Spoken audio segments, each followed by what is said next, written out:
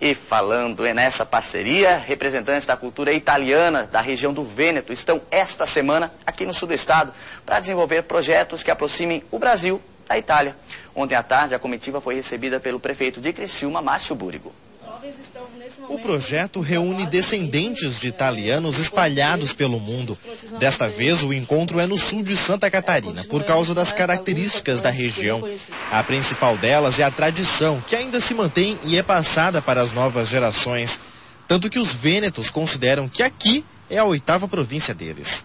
Ou seja, a oportunidade de apresentar ao mundo o Vêneto, a cultura, a tradição que ainda é mantida aqui, que muitos desses países, apesar de mantida, não é como a nossa, que tem a cultura, que tem a gastronomia viva, distribuída em tantas festas. Durante esta semana, os representantes da cultura vêneta estão criando projetos para aproximar Brasil e Itália. O encontro com o prefeito Márcio Búrigo foi uma forma de estreitar a relação e, inclusive, mostrar que os dois lados estão abertos a negociações de investidores que queiram se instalar em Santa Catarina. Para o secretário de Estado de Identidade Vêneta, os italianos foram fundamentais para ajudar a desenvolver o Brasil. Com uma crise econômica sem prazo para terminar, a Itália busca agora um auxílio dos brasileiros.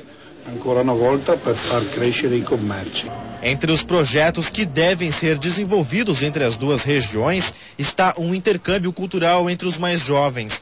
Um modo de fortalecer as tradições e, principalmente, a difundir por aqui os dialetos da região do Vêneto. E aprendendo a língua do italiano, reconstruindo esse laço familiar com a Itália, é uma ligação que ele tem com o mundo, né? Imaginando que a Itália é um país europeu e que tem toda a sua ligação muito forte com o mundo. Então a gente tem essa prerrogativa e os jovens acabam sendo esse ponto, né, de intercâmbio entre o Brasil e a Itália.